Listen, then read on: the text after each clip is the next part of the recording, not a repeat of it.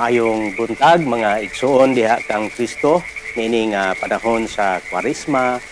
Malipayon na usab kita nga maghiusa diha sa online alang niini nga buluhaton nato sa pagsimba sa Dios diha sa tanan nga mga naa karon sa ilang mga Pinoy-anan nga walay kahigayunan nga moadto sa simbahan bisan tuod og luag naman ang atoang protocol karon ini nga COVID-19 nga pandemic, pero malipayon gyapon kita nga yatagan ta sa Dios sa kahigayunan nga makasimba kaniya pinaagi sa online or sa internet.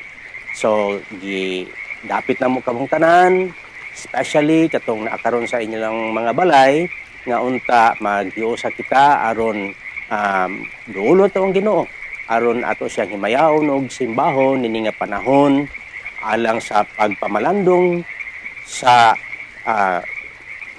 pag-antos diha sa kamatayon ni Kristo sa cross ug hangtod sa iyang pagkabanhaw. So talo na kamo aron nga magasugod kita sa atong panimbahon nini nga kabuntagon.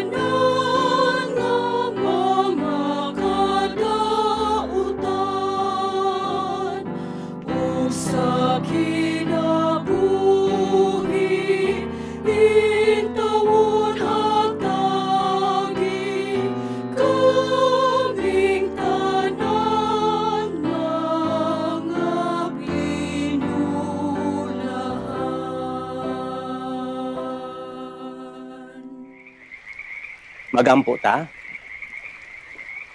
Balaan og mahigugmaw na mga Dios nini nga kabuntago nagaduol kami kanimo tungod kay miila kami sa imuhang kamaayo ug gugma kanamo ug sa tanan nga panalangin nga imong gibubo kanamo sa matag adlaw. Busa takos namo itong simbahon ning adlaw ug itugot nga imong balang espiritu ani agayod sa among taliwala aron sa hiniusa diha sa kahanginan pamalandong kami sa imong pulong ug magasimba kanimo diha sa espiritu sa kamatuoran.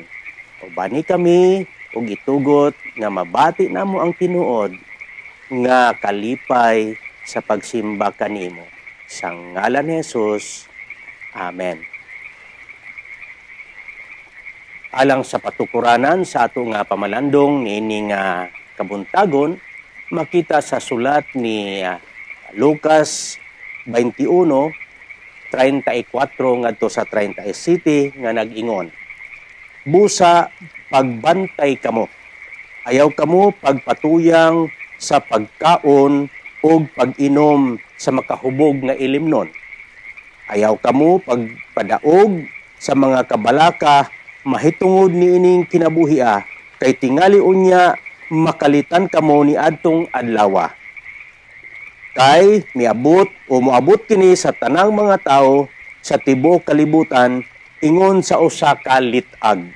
Busa pagbantay gayud kamo o pagampo kanunay nga makabaton kamo kalig-on aron makaatubang kamo nga dili maunsa nining tanan nga paghitabo nga makabarog sa atubangan sa anak sa tawo. Sa adlaw manudlo si Jesus didto sa sulod sa templo ug sa pagkagabii mobiya siya sa syudad ug adto matulog sa bungtod sa olibo ug sayo sa buntag ang tanan nga mga tawo mangadto sa templo aron pagpamati kaniya. Mao kini ang mga pulong sa Dios, dalaygon ang Ginoo.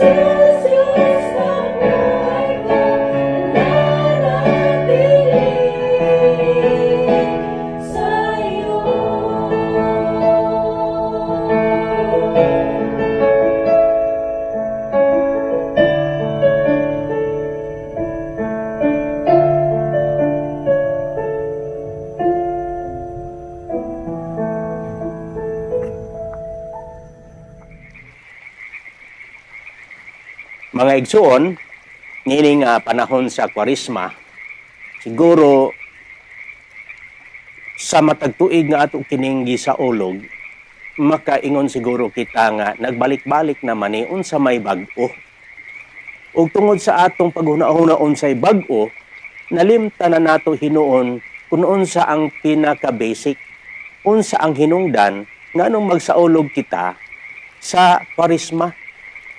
Ngano nga gibuhat kini halos sa tanan nga mga iglesia sa tibuok kalibutan, panahon sa pagpangandam, sa pagsaulog, sa kamatayon, sa pag-antos, sa kamatayon ug sa pagkabanhaw ni Kristo.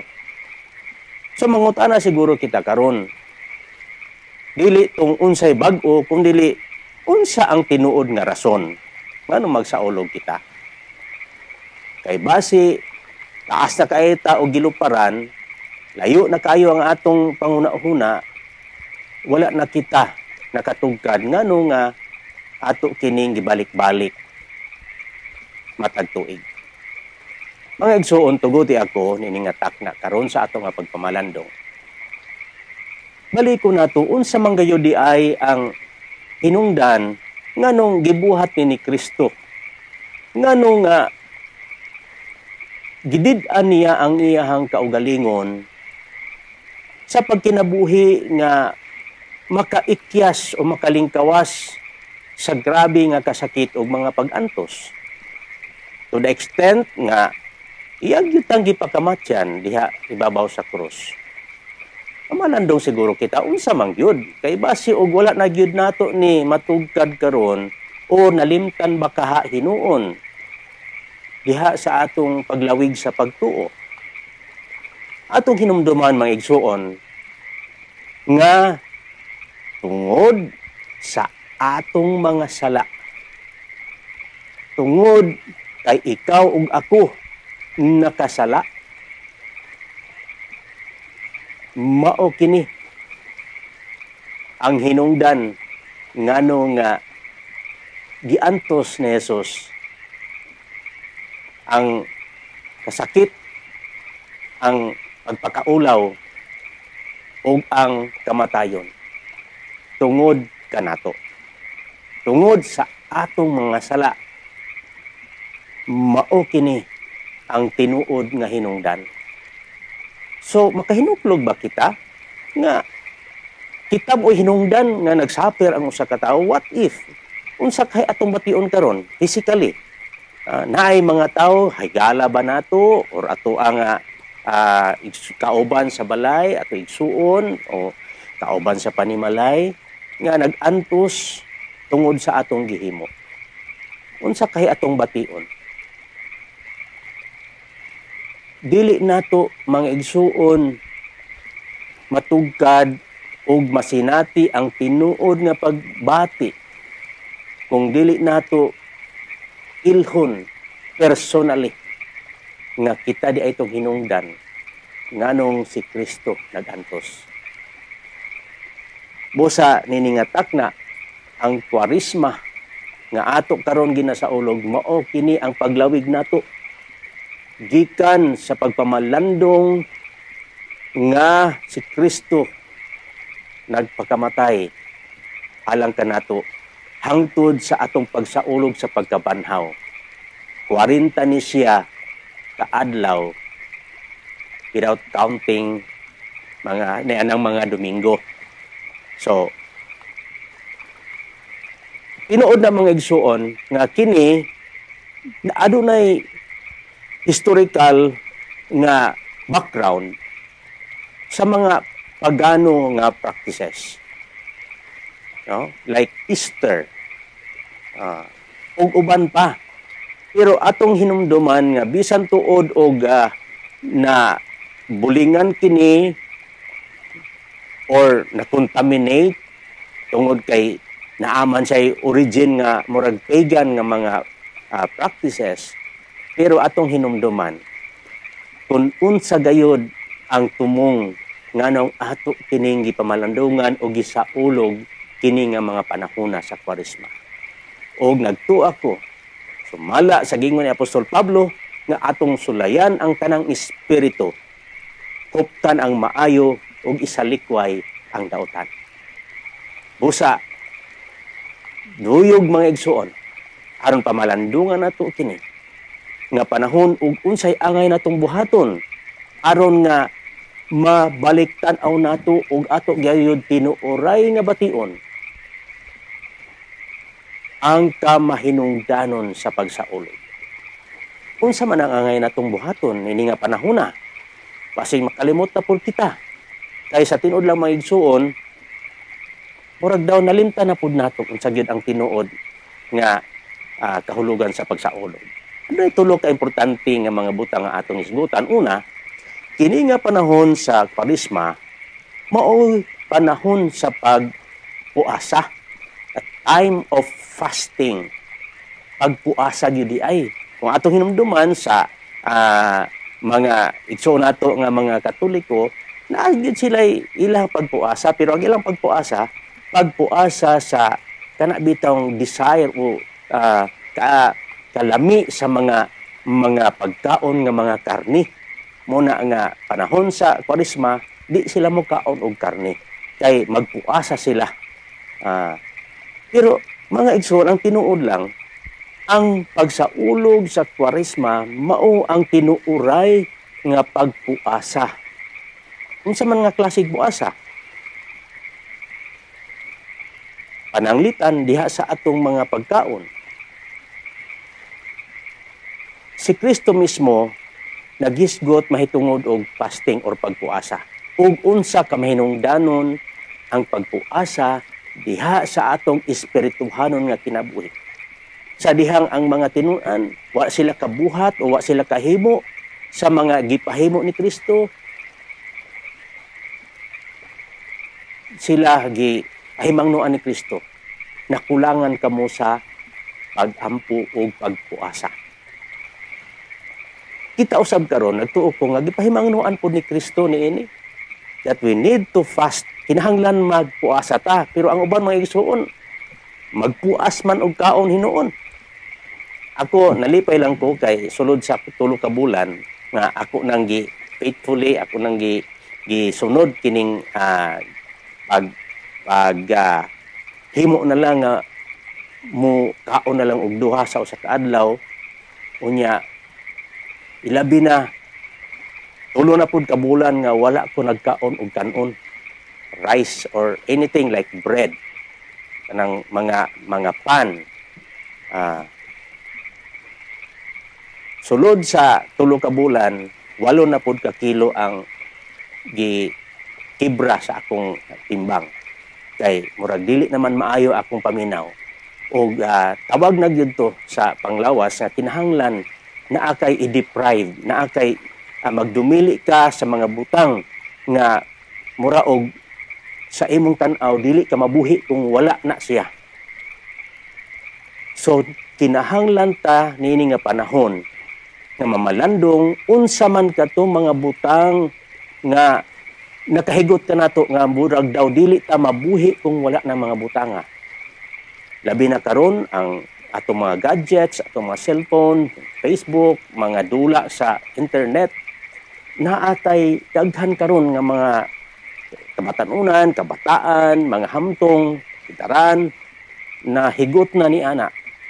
Siguro kini ang panahon mga igsuon karon nga magpuasa kita. Ato daw sulayan kung mabuhi batag usa ka adlaw walay Facebook. Mabuhi batag usa ka adlaw, duha ka adlaw, 3 ka adlaw walay dula sa cellphone. Labi na sa atong mga kabataan. Makapuasa ba kita? Aron nga hatagan nato higayon ang pagpamalandong ngano nga si Kristo nagpakamatay alang kanato. Taaga nato og panahon ang pamilya ug ang pagbasa sa balang kasulatan. Hatagan nato panahon ang mga buluhaton sa balay. Hatagan nato panahon ang atong mga ginikanan. Ang ginikanan hatagan nato panahon ang atong mga anak. Kini panahon nga magpuasa kita nga kinahanglan naay butang nga atong idili or did-an atong kaugalingon alang sa kaayuhan sa atong lawas, sa relasyon, o sa atong espirituhanon nga pagtubo. Ikaduha mga igsuon, Ang panahon sa Kwaresma dili lamang fasting. Kay uban feasting man or magbuas og kaon, sa gingon ko pa. Pero ikaduha, kining panahon sa Kwaresma, panahon usab kini sa pag-ampo ug pagpamalandong. A time for prayer and meditation. Mamalandong kita tinuray. Kaya usahay, ang atong ginatanaw, mauna man lang tong labi na panahon sa City Palabras o sa Easter. Actually, panahon sa Kwaresma, moorag yun. Mo ni ang murag na focus kita dito. Celebration sa Holy Week and Easter or Resurrection Sunday. Pero ang pangutana, ato ba usab nga gibuhat ang angay buhaton diha sa atong pagsaulog or pagpangandam sa pagsaulog.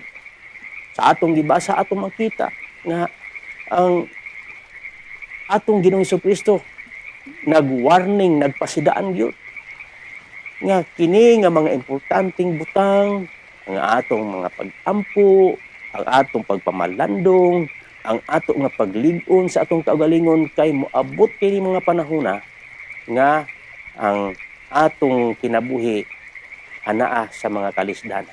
Gani, pasalamaton kita kay uban sa atong mga pag-ampo nga unta mawala na gyud kining totally kining nga virus nga mihampak kanato.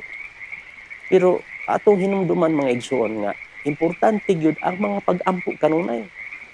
Ilabi na nga kato nga panahon sa pandemic na atay daghang panahon nga makaampo diya sa pamilya, diya sa balay. Sa panahon nga gihatagan ta og kahagayonan sa Ginoo, ato kini nga i-capture, i-grab nga opportunity nga mag-ampo kita ug magmalandong, especially diha sa iya mga pulong. Ang mga pulong niya nga maoy atong kinabuhi ug kalan-on sa matag adlaw. Ato ba kining napamalandungan? Importante kaayo mga igsoon nga mamalandong kita sa iyang pulong. Sa Salmo 1, klaro kayo nino nga auhag o gitapit kayo kita nga kinahanglan mamalandong kita sa mga pulong adlaw o gabi aron may sama kita sa kahoy na ginatanom sa daplin sa sapa nga mamunga sa iyang panahon. Mao kini mga igsuon ang bili kung kita gayod kanunay na malandong sa pulong sa Ginoo. Yung panahon sa Kwaresma, munta ato ni nga mahimo sa atong tasatag sa kaugalingon ug panimalay nato. Di man ta makaadto sa simbahan, at least diha sa atong tagsatag sa mga lawak, makaampo kita ug makabasa kita sa mga pulong nga mo'y magiya sa atong adlaw-adlaw nga kinabuhi.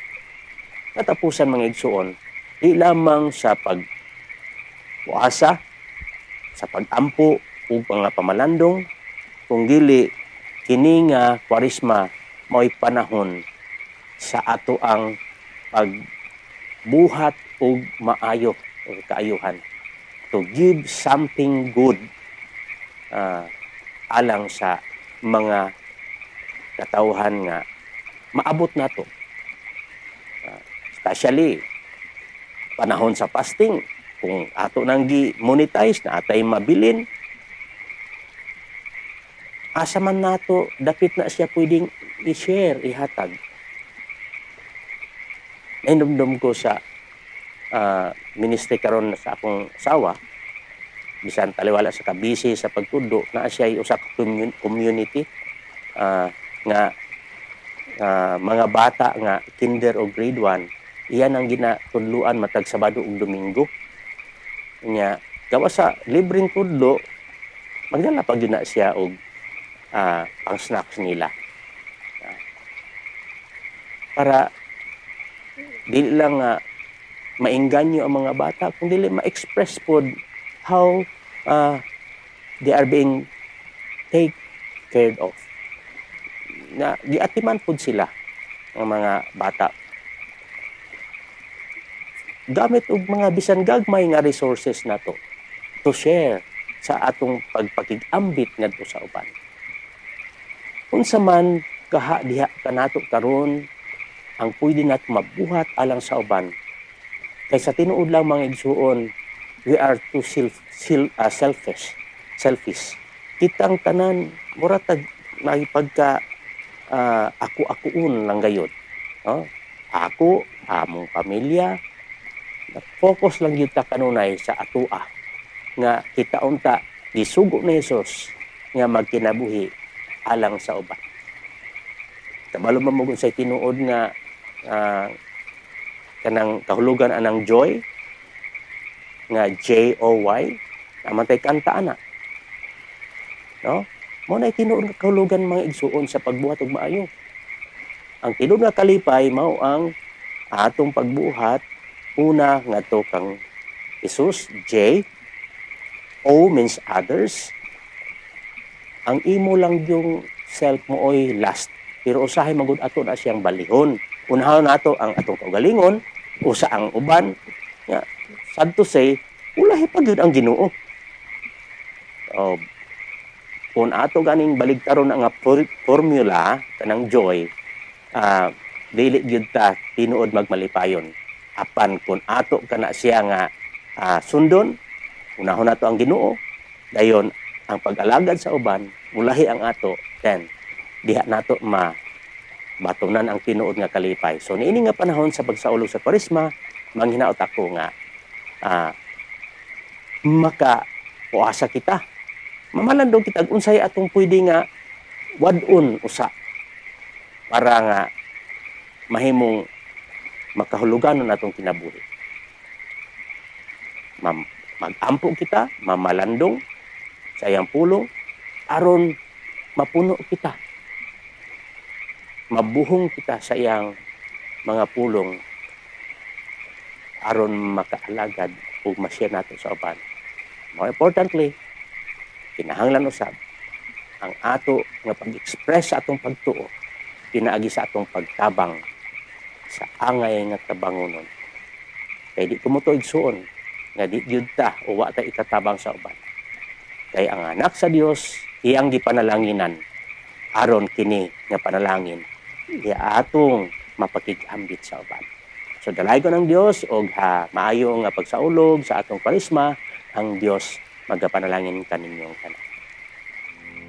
Si Jesus mao'y akong abyan, sa akong kalag sinaligan. Labaw sa igsuon man, lamang kay sa amahan. Manggugma sa akong abyan, si Kristo ang akong abyan, ang labing maayong abyan, ang mga pagampo ko iyang patalingon.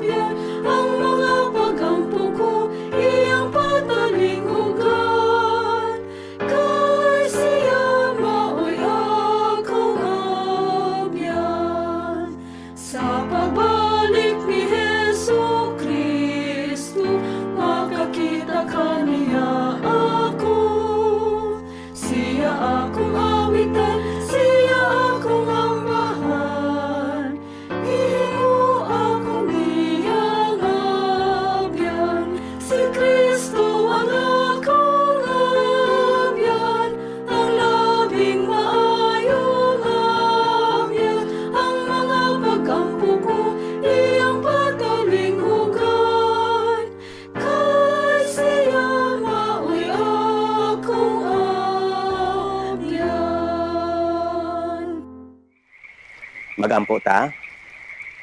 Balaan nga Dios, salamat kaayo ni nga panahon sa pagsimba. Hinaot nga ikaw nahimuot kanamo ug sa matag usa nga nakigduyog karon sa pagsimba. Diya sa ilang tagsa-tagsa ka mga lawak o panimalay. Salamat sa imong grasya ug kaluoy ug itugot nga mga pulong nga among napamalandungan karon kanunay unta nga magapahinumdum kanamo sa angay namong buhaton diha sa among kinabuhi aron ang among espirituhanon nga pagtubo magalambo kanunay. Itugot ngayong panahon sa Kwaresma, makabaton kami sa tinuod nga pagpuasa. Nga among did-an among kaugalingon sa tanan nga kiila namo nga dili kami mabuhi kung wala ni gawas sa amo Ginoo nga pag-ila nga gawas kanimo dili gayud kami mabuhi. Tabangi kami nga makabaton sa gugma sa pagampo ug sa pagpamalandong sa imong pulong ug ang amo gayud nga pag-express sa pagtuo pinaagi sa pagbuhat ug maayo alang sa uban. Tabangi kami Ginoo o ginaot nga ikaw maghahatag kanamo sa kalinaw, kalipay, pagigdait sa magalawig kami mga tuig sa among kinabuhi. Ug karon ang grasya sa Dios nga labing gamhanan, ang gugma ni Kristo ug ang pagdasig, paglipay sa balaang espiritu magasangkap kaninyo ug magalig-on sa inyong kinabuhi uban sa pag-amping, paglipay ug kalinaw sa Dios Amahan, Anak ug Espiritu Santo karon ug sa kanunay. Amen. Sa pagbalik ni